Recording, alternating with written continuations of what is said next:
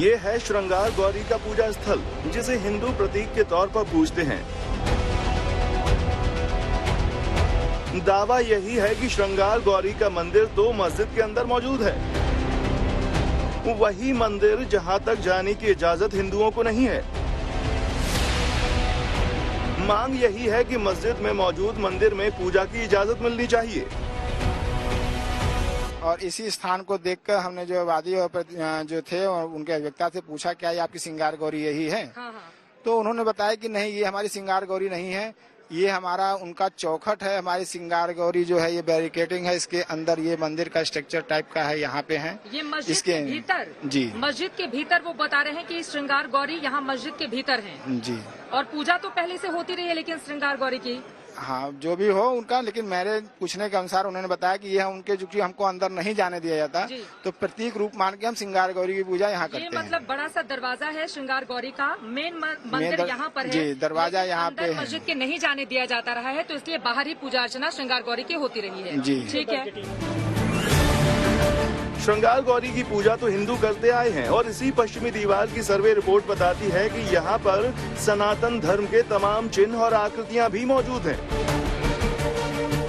कमल देखा और फूलों की लड़ियां देखी, जो फूल ऐसे बने होते हैं, और ठीक सामने वाली दीवार पे अंदर की तरफ घंटा भी टंगा हुआ है, जो तराश के बनाया गया है, जो पूरी तरह से तराश के बनाया गया हुआ है।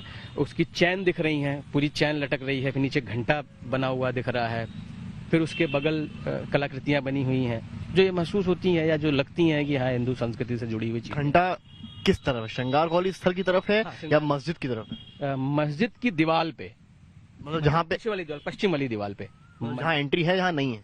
नहीं, जहाँ एंट्री नहीं है, मतलब जहाँ आप नहीं जा पाओ, आपने दूर से देखा? दूर से देखा उसको मैंने, दूर से देखा। मस्जिद के निकट या मस्जिद के पास? सर जी, मस्जिद की दीवार पे, दीवार पे वाली दीवार पे घंटा है। हाँ। मतलब बजाने वाला है या पेंट? नहीं, बताया ना, वो कलाकृति है। अच्छा, कलाकृति है। हाँ, वो तराश के बनाया गया है, वो तराश के बनाया गया है, मतलब एक नक्काशी है। सर्वे के दौरान मौजूद रहे वीडियोग्राफर ने पश्चिमी दीवार का एक एक सच आज तक से बातचीत के दौरान बयां किया। सवाल यही है कि अगर दीवार मस्जिद की है तो सनातन धर्म के प्रतीक चिन्ह क्यों हैं?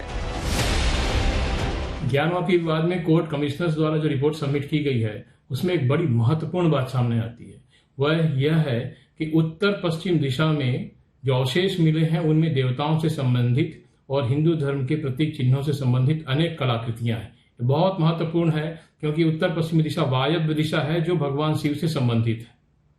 इस दिशा में कलाकृतियों का मिलना हमारे पौराणिक वास्तुशास्त्र की पुष्टि करता है, नंबर 1। और नंबर 2, डमरू और शेषनाग के जो दूसरे अतिरिक्त चिन्ह अन्य दिशाओं में मिले हैं, वह भी पौराणिक वास्तुशास्त्र के अनुसार ही हैं। तो क्या सर्वे के बाद कानूनी लड़ाई में हिंदू पक्ष का दावा और मजबूत हुआ है? चित्रा त्रिपाठी के साथ कुमार अभिषेक, वाराणसी, आज तक। मुस्लिम पक्ष का पूरा केस 1991 के वर्शिप एक्ट पर टिका था। दावा यही किया गया कि हिंदू पक्ष की याचिका सुनने योग्य ही नहीं है। हालांकि जिला जज वाराणसी ने अपने ऑर्डर में साफ कर दिया है कि मुस्लिम पक्ष की दलील में कोई दम नहीं है। अब सवाल है कि जिस 1991 के वर्शिप एक्ट का हवाला मुस्लिम पक्ष दे रहा है, उस पर आगे क्या हो सकता है। जिला अदालत ने अपने फैसले में लिखा है कि 1993 तक के सबूत श्रृंगार गौरी के पक्षकारों ने या उनके भक्तों ने, याचिकाकर्ताओं ने पेश किए हैं। तो अदालत इस बात से कन्विंस है कि वहां पर 15 अगस्त 1947 का 1993 तक पूजा होती रही है। तो ये जजमेंट का हिस्सा होना, ये कितना असर करेगा बाकी और मामलों पर? देखिए, कोर्ट जो 7/11 को जब डिसाइड करती है, तो ये ऑर्डर्स होते हैं। बेसिकली ये ऑर्डर एक प्राइमा फेसी होते हैं। इनका अल्टीमेटली जब सूट डिसाइड होगा तो वो कोर्ट उसको देखेगी। प्लस ये टाइटल सूट नहीं है। टाइटल सूट ना होने की वजह से कोर्ट को केवल ये देखना था कि इस समय हम ये 7/11 में मेंटेनेबल होगा। जो प्रेयर है वो केवल इनकी प्रेयर है, पूजा अर्चना करने की इजाज़त, जो कि पहले से हो रही है पूजा, उसको कंटिन्यू करे या ना करे।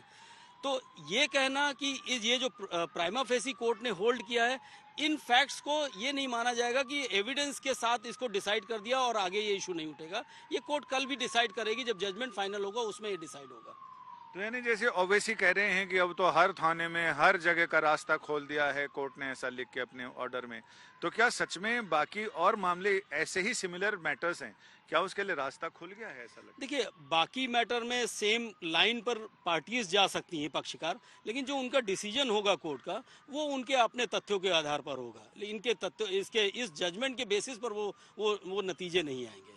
ये लाइन पर आर्ग्यूमेंट हो सकता है, बट मेरे को नहीं लगता है कि ये जजमेंट को रिलाई करके दूसरा जजमेंट एक नजीर की तरह से पेश करेगा। ये तो वाराणसी की जिला अदालत का फैसला है। जिला अदालत के फैसले दूसरे जिलों की अदालतों पर भी लागू नहीं होते, तो ऐसे में ये तय करना जल्दबाजी होगी कि इसका बाकी देश के अन्य हिस्सों में इसी तरह की याचिकाओं या इसी तरह के विवाद पर इस फैसले का कितना असर होगा।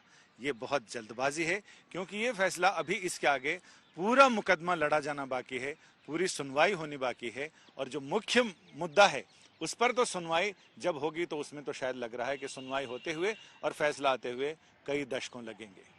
कैमरामैन कृपाल सिंह के साथ संजय शर्मा, दिल्ली आज तक।